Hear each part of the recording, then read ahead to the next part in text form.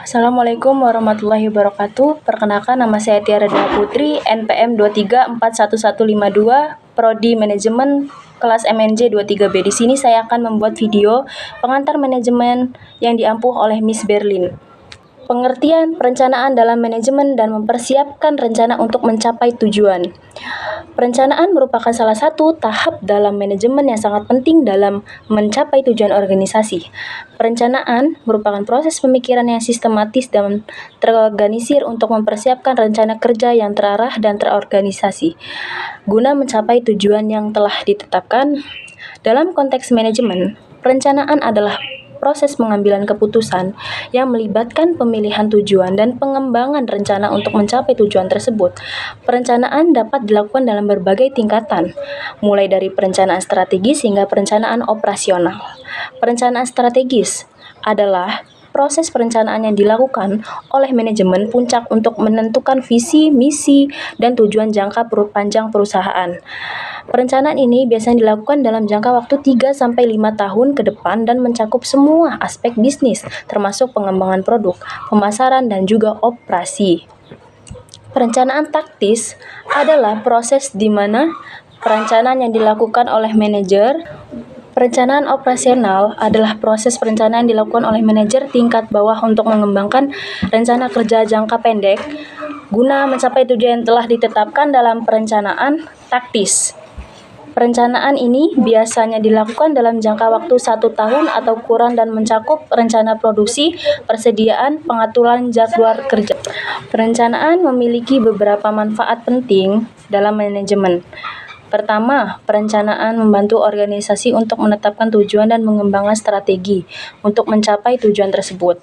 Kedua itu, perencanaan membantu organisasi dalam mengembalikan keputusan yang telah lebih baik dengan mengevaluasi berbagai alternatif dan memilih alternatif yang terbaik. Ketiga, perencanaan membantu organisasi untuk mengurangi ketidakpastian dan meningkatkan efisiensi dan efektivitas. Perencanaan dalam manajemen mencakup beberapa langkah, yaitu yang pertama, menetapkan tujuan. Perencanaan adalah menetapkan tujuan yang ingin dicapai oleh perusahaan. Tujuan ini harus spesifik, terukur, dapat dicapai, relevan, dan terbatas waktu. Yang kedua, analisis lingkungan. Perencanaan adalah melakukan analisis lingkungan yang terdiri dari analisis internal dan eksternal perusahaan.